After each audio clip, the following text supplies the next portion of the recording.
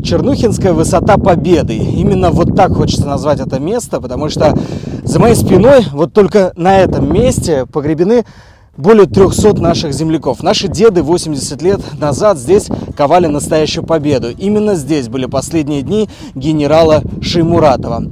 О последнем бое нашего легендарного комдива сейчас я вам расскажу. Когда я столкнулся с последним боем Шаймуратова в районе Штеровки-Петровского, понял, что многое недосказано, многое недоучено. В ночь с 13 на 14 февраля на территорию Чернухина зашли 3 дивизии.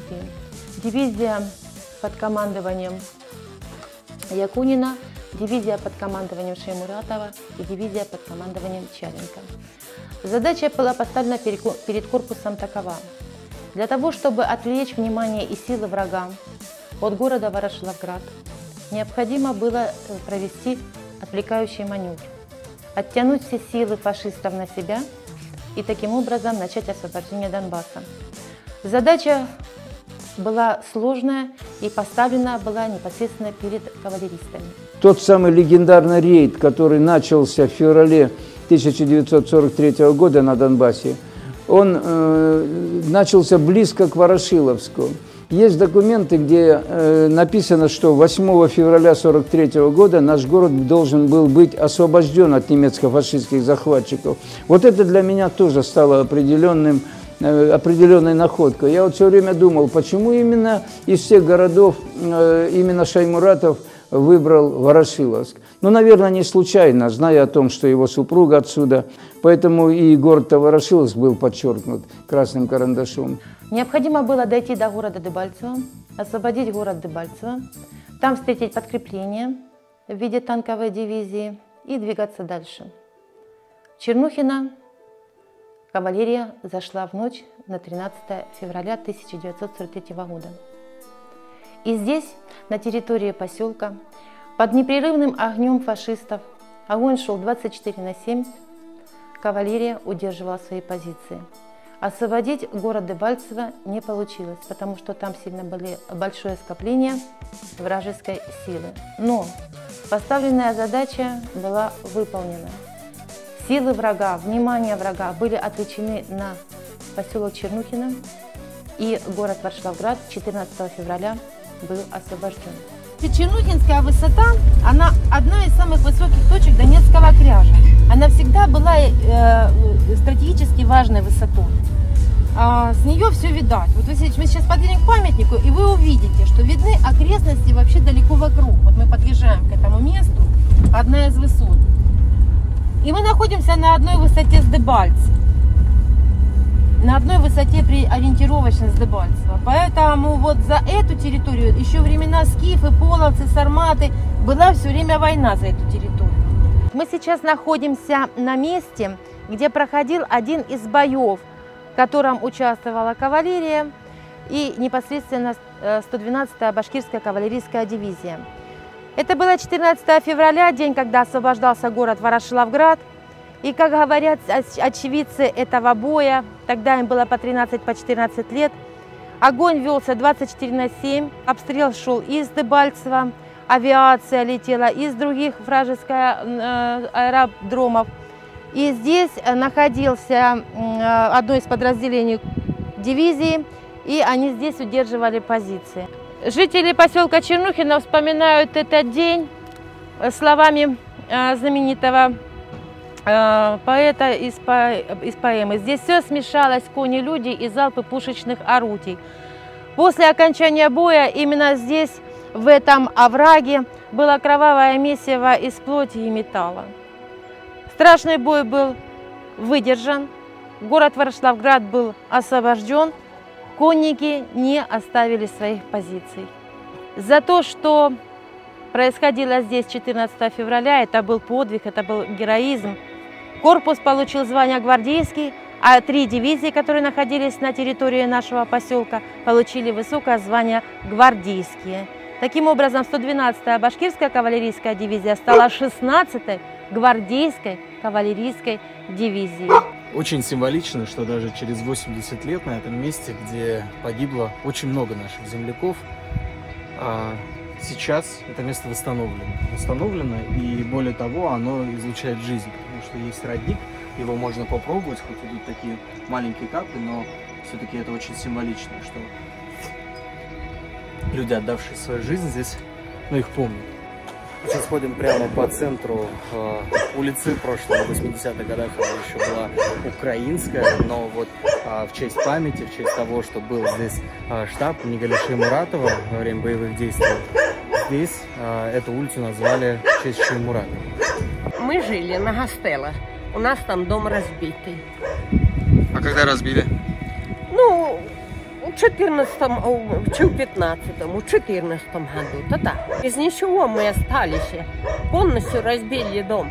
Эта улица, она сама по себе старая, а огороды с этого дома, они выходят на другую улицу. Улица была построена уже после войны. И вот первый дом на этой улице, это первый дом улицы Шаймуратова. Здесь установлена мемориальная табличка, на которой написано, что в этом домостроении, в этом доме в феврале 1943 года располагался штаб 112-й башкирской кавалерийской дивизии под командованием Минигали Мингазовича Шаймуратова. Было страшно. Я просидела в подвале, я же говорю, в конец января и 3 февраля я просто уже нервы не выдержали. Я живу я там на территории вокзала. И вот мы выходили, здесь у нас улица Комсомольская, вот эта вот улица Комсомольская, ну, называли ее «Дорога жизни». Но вот она как-то находилась под куполом. То есть вправо-влево падала, а вот сюда не попадала, едем прямо. Вот. И вот мне надо было по этой Комсомольской пробежать же туда в сторону музея. Ну, в общем, под минометный обстрел мы там с семьей попали именно на начале этой улицы. Тут было страшно. Когда наши начинали там стрелять, я говорю: Господи, ребята, вы хоть бы не промахнулись, потому что вы будете стрелять по одним, попадете по нам. И вот когда были прицельные удары, да, вот были прицельные удары, но вы знаете, что вот конец января, февраль, это вот морозка, туман. И вот я вышла, а на меня вот этот вот изморозь, вот эта вот она красная, кровяная. И тут с неба падает на меня палец. Это было страшно. А сейчас поворачиваем налево.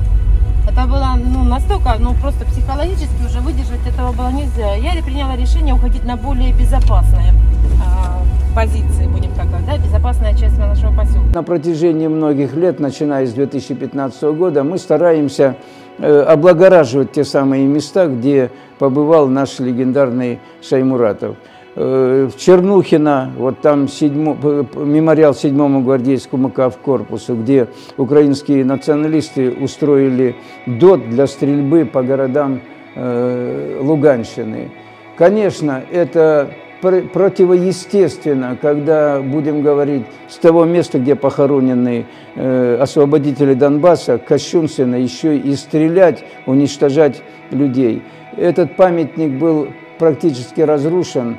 И благодаря большому взаимодействию башкирских поисковиков, российских, донбасских поисковиков, мемориал и сам памятник коннику был восстановлен.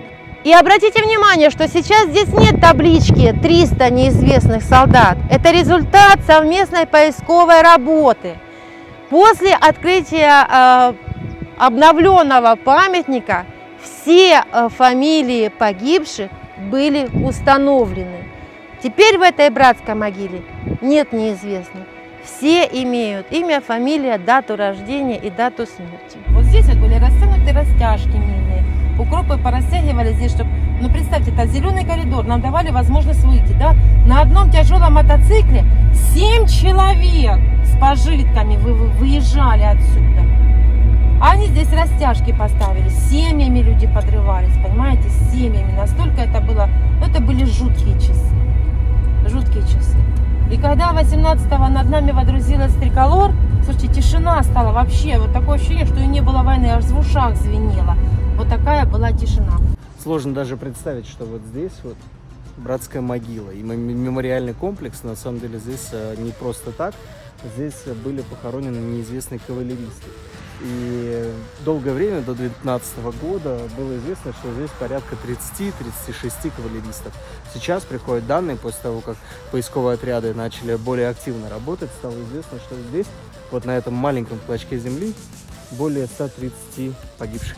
Я знаю, что у Минигали Мингазовича был девиз «Потомки Салавата отступать не умеют». Это прежде всего веление, явление души этого легендарного человека.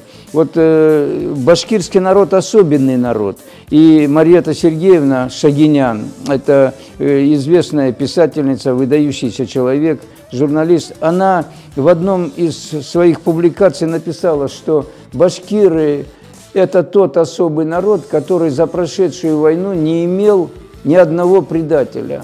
Вот это тоже, как говорится, подчеркивает личность Минигали Мингазовича Шаймуратова. Минигали Мингазович Шаймуратов – герой России, поэтому Чернухина гордится своими 4 героями, получившими высокое звание на нашей Родине. Вот это важно. Этот стенд находится у нас в помещении Чернухинского поселкового совета. Сейчас это отдел по обеспечению жизнедеятельности поселка Чернухина. Свидетельства есть еще такие, что в редкие минуты затишья, когда силы уже покидали наших кавалеристов, Шаймуратов брал гармонь, заходил к своим ребятам и играл башкирские наигрыши. Таким образом, возрождая в них, пробуждая в них чувство Родины и это чувство любви к своей родной земле, что все это не зря. Вот они шли к Петровскому 4 дня, ну так они же шли с боями. Они останавливались, пока определяли своих раненых. Помогал село Фащевка, городище помогало, ну, в общем, все вот эти вот наши близлежащие населенные пункты. Последний бой, ведь Борисов не разрешил командующий 8-м, к тому времени уже 7-м гвардейским кавкорпусом совершить разведку боем, хотя на этом настаивал Минигали Мингазович. И он был вынужден под приказом Борисова пойти в свой последний бой. Собственно говоря, он пошел как разведчик. Командир корпуса Борисов, штаб его находился в Селезневке, уже потеряв веру, надежду на подкрепление, на продолжение военной операции, на последних минутах связи, он сказал Шаймуратову: знаешь что, бери все в свои руки, решай сам, что это было, или оказание большого уважения, знак почета и уважения, или роспись в своем собственном бессилии. Еще об этом ведутся исторические споры. Но Шаймуратов принимает решение выйти из рейда и таким образом закончить поставленную задачу. Немцы буквально по пятам настигали кавалерию и встречали, и сзади подстегивали. Но таким образом увернулся наш генерал вместе со своими ребятами в этот лес, Городищанский, что немцы перестреляли друг друга вот как раз на ростовской трассе на повороте в поселок Чернухино. Немцы перестреляли друг друга, думая, что они стреляют по кавалерии. Такая тоже есть легенда. 23 февраля 1943 года было очень много неизвестных страниц, очень много было неизвестного относительно смерти Шаймуратова. И многие историки, скептики, я хочу сказать, считают, что он попал в плен, что его пытали якобы донские казаки. Ну, в то время донских казаков на месте, где происходили последние бои Шаймуратова, их не было. Донских казаков настоящих. Были коллаборационисты, которые бежали с мест, где совершали преступления, ну, для того, чтобы скрыться от возмездия. Снега было по подмышке, иногда по шее. Было двигаться очень тяжело. Дойдя до поселка Петровская, фашисты там их уже ждали. Был очень страшный бой. Все видели, как первый раз, когда выстрел сразил Минигали Мингазовича, он упал с коня. Превозмогая боль, он еще успел встать и сесть на коня, и был второй раз ранен. И в результате исторических исследований, беседы с теми, кто видел Минигали Мингазовича в последние минуты жизни, он после второго ранения упал уже мертвым с коня. Конечно, учитывая характер башкирских кавалеристов, учитывая их ауру такого победоносного движения в бою, никак нельзя сказать, что вот он попал в плен с раненым. Такого не могло быть ни в коем случае. Естественно, те, кто был рядом с ним, положив его в палатку, постарались унести с поля боя. Вот дальше уже в сводках появилась такая фраза умопомрачительная «пропал без вести», что явилось основой для долголетнего непонимания последнего подвига Минигали Мингазовича Шаймуратова. Минигали Мингазович Шаймуратов не только генерал, который отличался своим умением командовать, умением планировать операции. Он для нас стал, как Илья Муромец, богатырь, легендарный, оброс всякими рассказами, воспоминаниями, которые еще раз подтверждают, что он был действительно очень важной фигурой в истории Великой Отечественной войны. Мы считаем, что Минигали Мингазович Шаймуратов, он до конца выполнил свою честь. Ведь даже ту самую серебряную саблю, которую ему подарил Семен Михайлович Буденный, она всегда находилась перед ним, она всегда находилась в его руках. Прежде всего, это талантливый военачальник. Это отец для своих джигитов, для своих ребят. Они ласково называли его Алла-Ата, что означает «батя». Любая жертва – это большое горе. Если во время войны фашистские генералы предупреждали своих офицеров, чтобы те говорили солдатам, чтобы в ближнем бою не сталкиваться с башкирами, потому что башкиры все равно победы добьются. И сегодня известно, что украинские генералы тоже напутствуют своим ВСУшникам о том, чтобы в близком столкновении с нынешними башкирскими воинами не сталкиваться, потому что дух победы, он всегда все побеждающий. И я думаю, что то, что сегодня башкирские воины участвуют в освобождении Донбасса, это как раз-таки большая аура преемственности, которая идет еще от Салавата Юлаева через Минигали Мингазовича Шаймуратова. Поэтому к тому девизу, который Шаймуратов говорил, потомки Салавата отступать не умеют. Сегодня я могу с гордостью сказать, потомки Салавата и Шаймуратова отступать не умеют. На месте гибели генерала Шаймуратова тихо и спокойно. Именно здесь, как говорят местные, 80 лет назад трагически погибли два генерала. Генерал-майор Шаймуратов и Дудко вместе со своей дивизией. Однозначно можно только догадываться, какие были здесь бои, и представить, что было вот в этой балке, например. Да? Факт остается в том, что генерал Шаймуратов вписал свое имя, и только благодаря тому, что Минигали Мингазович без боя отправил своих кавалеристов вместе со знаменем, его башка в дивизии дошла до фашистской Германии и с победой вернулась домой. Такие вот у нас генералы.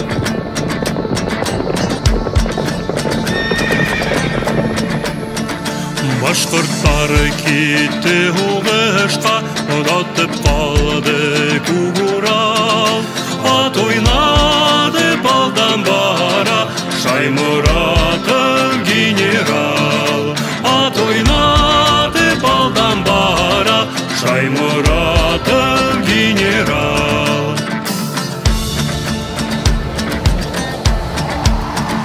Шаймуратов яу кырында душмандарды көлиткән. Утаянмай һыуда батмай, ай батырда ирикән. Утаянмай һыуда батмай, ай батырда ирикән.